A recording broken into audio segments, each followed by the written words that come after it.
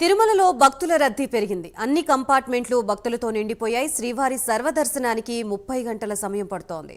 శని ఆదివారాలు సెలవులు కావడంతో శ్రీవారిని దర్శించుకోవడానికి పెద్ద సంఖ్యలో భక్తులు తిరుమలకి తరలివచ్చారు.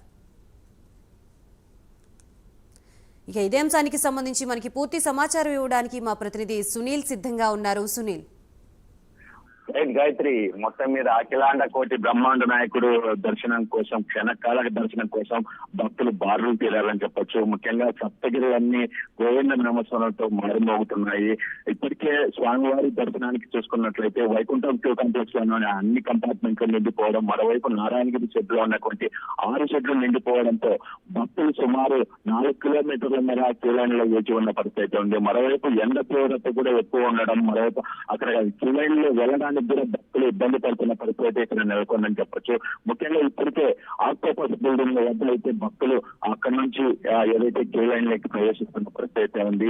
ఇప్పటికే అద్దెగదులకి సంబంధించి ఇప్పటికే పూర్తిగా నిన్నటి నుంచి అద్దెగదులు దొరకడం లేదు భక్తులకి.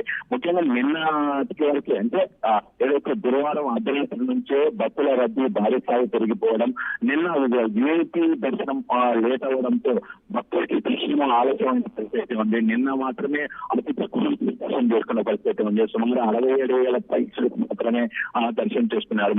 మామూలుగా అంటే వీక్ డేస్ లో ఉన్నటువంటి ఏదైతే శుక్రవారం, శని, ఆదివారాల్లో ముఖ్యంగా 75,000 నుంచి 85,000 వరకు స్వామివారిని దర్శనం చేసుకుంటుంటారు. కానీ నిన్న తక్కువ దర్శనం చేసుకోవడం వల్ల భక్తులు ఎక్కువగా దర్శనం లేక నిలబడిపోవాల్సి వచ్చిన పరిస్థితి ఉంది. ఈ రోజు పూర్తిగా అన్ని కంపార్ట్మెంట్ నిండిపోవడం, మరోవైపు స్వామివారి దర్శనానికి భారీగా పోటెక్కడం, ఇటు అన్ని కంపార్ట్మెంట్లతో పాటు ఇటు షెడ్యూల్ కూడా పూర్తిగా నిండిపోవడం, కింద కూడా పూర్తిగా నిండిపోవడంతో వారికి ప్రత్యేక ఏర్పాటు చేస్తున్నప్పటికీ భక్తులకు కూడా అలర్ట్ పడుతున్న పరిస్థితి ఉంది. ఎందుకంటే గుడ్లు భారీ స్థాయిలో అక్కడికి చేరుకుంటున్నాం. వాళ్ళ క్యూ లైన్ కి సంబంధించి కొన్ని ప్రాంతాల్లో అన్నప్రసాదాలు అందజేస్తున్నారు, కొన్ని ప్రాంతాల్లో వారికి కనీసం నీళ్లు కూడా అందడం లేదని భక్తులు ఆవేదన వ్యక్తం చేస్తున్న పరిస్థితి ఉంది. మరోవైపు తిరుమలలో హనుమాన్ జయంతి ఉత్సవాలు జరుగుతున్న నేపథ్యంలో భక్తులు కూడా భారీగా తిరుమలకి చేరుకుంటున్న పరిస్థితి ఉంది. ఎందుకంటే ఆకాశగంగాలో నిర్వహిస్తున్నటువంటి హనుమాన్ జయంతి ఉత్సవాలకి ఇప్పటికే భక్తులు భారీ స్థాయిలో చేరుకున్న పరిస్థితి ఉంది.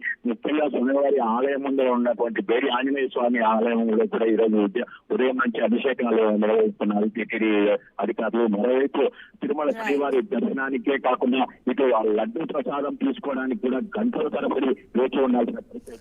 Right, thank you Sunil.